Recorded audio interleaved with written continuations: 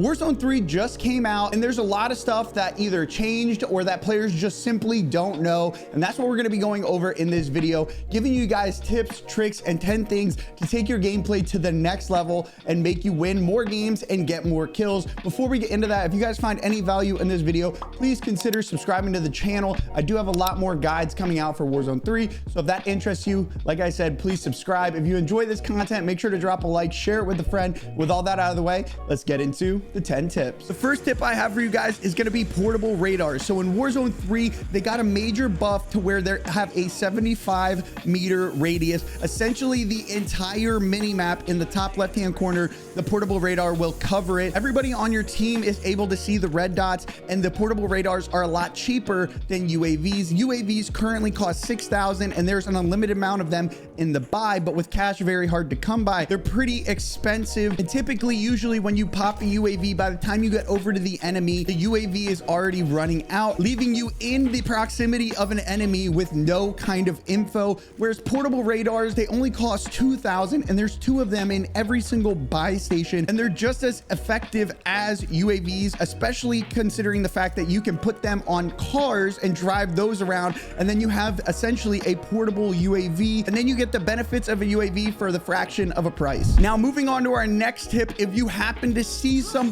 driving around in a vehicle with a portable radar, or just driving around in a vehicle in general, and you want to kind of catch them off guard and pick up an easy kill, what you could do is actually throw a shock charge at the vehicle, and it will actually disable the vehicle for a short period of time. It works essentially as an EMP, forcing the player to either stay in the vehicle and be an easy kill, or hop out and pretty much still be an easy kill. I can't tell you how many people I've caught off guard using this. Now, if you want to be safe from shock charges, the best way to do that is be flying around in the air. And one of the vehicles people don't even know is in the game is the heavy chopper. These were in Warzone 2, and they take heavy chopper fuel. It can typically be found on the train, as this is technically a hot drop, and this fuel is used to go ahead and start the chopper and get it into the air. Now, what people don't know, and I think why a lot of people don't use the heavy chopper, is they think they can't repair it and they can't refuel it. Once you get the heavy chopper up in the air, it works as if it's any other vehicle. If you take damage or are running low on fuel, you're able to actually go to gas stations and fuel up. The heavy chopper is one of the most broken vehicles in the game. It will allow you guys to get easy wins as they don't get disabled in the end zone. You can literally fly up in the top of the circle for the entire game and just shoot people out of the back if you wanted to. The strategy was in Warzone 2, and now it's back in Warzone 3. So if you're struggling with wins, that's a strategy I haven't seen many people use yet. Now, if you are in the end circle and you have a teammate that has fallen, or you're in a sticky final circle situation where the gas is about to move, but you don't have a gas mask, you're in luck, because another thing people don't know is that buy stations now work 40 meters into the gas, which allows for insane outplayability. In addition to this, portable buy stations now work in the gas as well. So if you have a portable buy station in your bag, you can actually throw it slightly into the storm or where the storm is going to be, and this will allow you to make gas plays. Every buy station has gas masks in it, so you're able to tank the storm just a little bit longer. And if you really wanted to get crazy, you could use stims and muni boxes to literally live in the storm for a very long time. Now, this next tip that I have for you guys that people don't know about is not only for movement gods, but this is for anybody who wants to have slightly more fluid movement in the game of Warzone.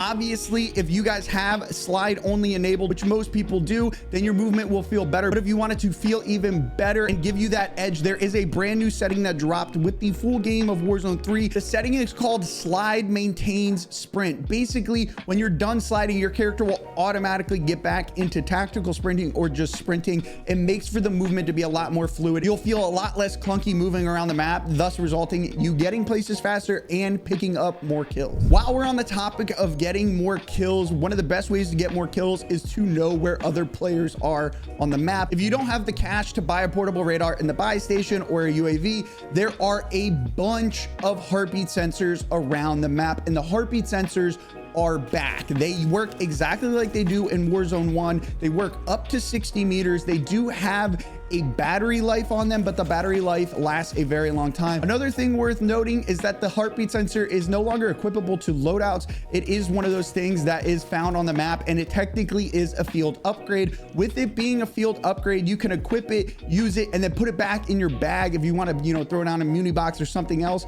Or you can even stack multiple heartbeat sensors so you'll have them throughout the whole game. You will find these all over the map. Almost nobody picks them up, but mostly that's because people don't know that they're actually really, really good again. Now, if you're able to find players pretty easily, you're obviously going to need to have your loadout in order to take them out. And the fastest way to get your loadout in this game is going to be landing on these cache locations. I'll pause here for a second and just remind you guys, if you enjoy this video, if you're screenshotting these cache locations, please consider subscribing to the channel, dropping a like on the video, and sharing it with a friend. As you can see on the map on screen, every single one of those dots is one of these caches, and the caches not only give you weapons, plates, kill streaks, but it also gives you loads of money. Money around Urzikstan is actually pretty hard to find, so having these specific cache routes, or if you're playing in a squad, having each player land on a cache in a general location will allow you to almost get an instant loadie and a UAV or portable radar. These are also great regain locations since they're pretty scattered throughout the map and they are kind of in these odd spots. Most of the time they're unlooted and you're able to get a quick 3,000 from a single cache to go ahead and bring a teammate back. The next tip is going to be kind of for my more advanced players because it's going to be based on a timing mechanic, and that deals with the zip lines. There's a ton of tall buildings throughout the entire map, and most of the time there's zip lines to get on the roof, and the zip lines are met with this animation. While they did speed them up, it can get you killed a lot of the time. So there's actually a way to get out of doing the unhooking animation, and that's going to be to actually time it and jump off the zip and grab onto the wall right at the top of the zip line or ascender, and this is going to allow you to go ahead and skip that animation and just mantle up silently behind your enemies. For the ninth tip, it's going to deal with the water. Obviously, the brand new mechanic is that anytime that you get into the water, your character pulls out a default pistol, and every player on the map has this ability. But what happens a lot of the time is if you plate or click triangle, it takes out your other weapons that aren't able to be fired underwater,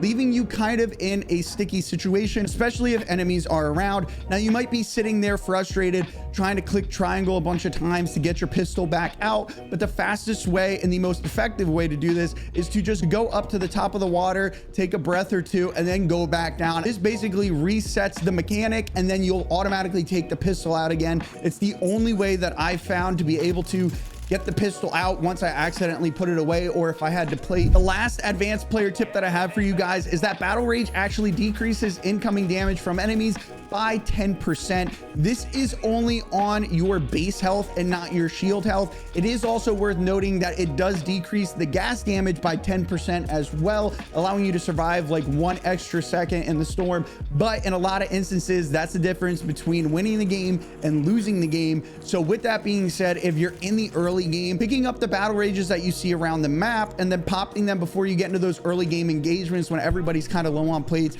it makes a big difference and will allow you to win a lot more gunfights that you otherwise wouldn't be able to. Anyway, guys, I hope these 10 things helped you guys out or you learned something. Again, if you did, make sure to subscribe to the channel. I have a lot more guides coming out. Drop a like on the video, share it with a friend, and as always, guys, have a fantastic rest of your day.